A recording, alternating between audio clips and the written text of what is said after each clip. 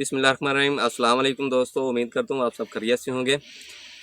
दोस्तों, मैं आपका दोस्त ए आर दात और आप मेरे साथ हैं इस वक्त तनवीर रशीद टनल फार्म जो आरे वाला के नवाई इलाके 16 KB में है। भाई रशीद उनके ओनर हैं जी फार्म के।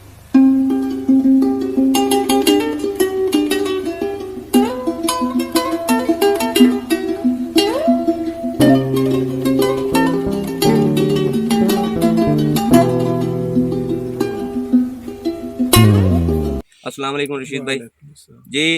रशीद भाई गोभी किन्ने अरसे तो बीज रहे हो? ये तकरीबन 5-6 साल तो बीज रही है। 5-6 साल तो बीज रहे हो। मेरा ख्याल है दूसरा तीसरा साल गोभी का बड़ा चंगा जा रहा है। नहीं यार दूसरा साल है, पिछली बार तो बहुत मंदा विच वाह सटी था, माशाल्लाह दूसरा तीसरा साल चंगा जाता भी है। सही हो गया। भाई रशीद ये कितना खर्चा गोभी ते आंदा है? इनका खर्चा बस थोड़ा नॉर्मल ही है, दूसरी सब्जियों नालों ना काफी नॉर्मल है। 40,000 का बी लगता है, उत्ते को 4 बोरियां खाद लाने को, एक यूरिया को 3 नाइट्रो। सही हो गया। मजदूरी को पै जांदा, नॉर्मल बहुत नॉर्मल खर्चा है जी। सही हो गया। ये भाई रशीद केड़ी वैरायटी लाई हुई? फैनर है, शेख खालिद को लियांदी है। शेख खालिद को? हां जी।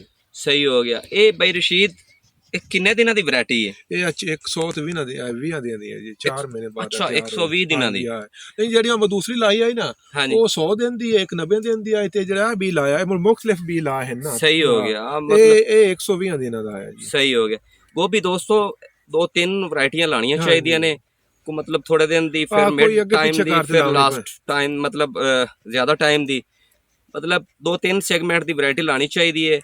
एक सेगमेंट दी अगर रेट घट है तो फिर दूसरा सेगमेंट ठीक रह जाएगा, अगर दूसरा नहीं है तो तीसरा रेट ठीक रह जाएगा।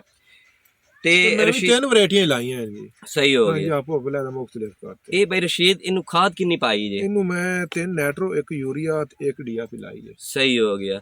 भाई रशीद इनु स्प्रेमा केड़ियां-केड़ियां करनी चाहिए? स्प्रे नु कुछ भी नहीं करना चाहिए, सिर्फ सूंढिया स्प्रे कीती रखो। सही हो। 8वें दे बाद पीछे नु करना ही नहीं पौंदा, 3-4 स्प्रे लेंदी है बस। अच्छा जेडे ओ बाकी दी तुसी गोभी वढाई है ओ किन्ने दा किला विक गया? वो मेरा 4 लाख दा। 4 लाख दा माशाल्लाह ठीक रह गया। हां, ए भी सारी हुन वेची है भी उन्ने दा ही गया ते मैं अच्छा ए गोभी है विकी खड़ी है? हां विकी खड़ी है, वेच देती। सही हो गया। व्यापारी बननी है। सही हो गया। ए भी 4 लाख दा विकिया है? हां ये भी 4 लाख दा माशाल्लाह। सही हो गया। ते ए भाई रशीद इस तू उत्तू तो फिर हुन मक्की आवेगी? बारिया मक्की लास है माशाल्लाह, मक्की बड़ी हो जांदी जिंदे उत्तू। हां जमीन मतलब ठीक। हां जहरी है जी, ये तो रज्जी होंदी पानी नाल, पत्ते छत्ते विच होंदे, खुराक की खाद वाली होंदी, बड़ी होंदी मक्की। सही हो गया।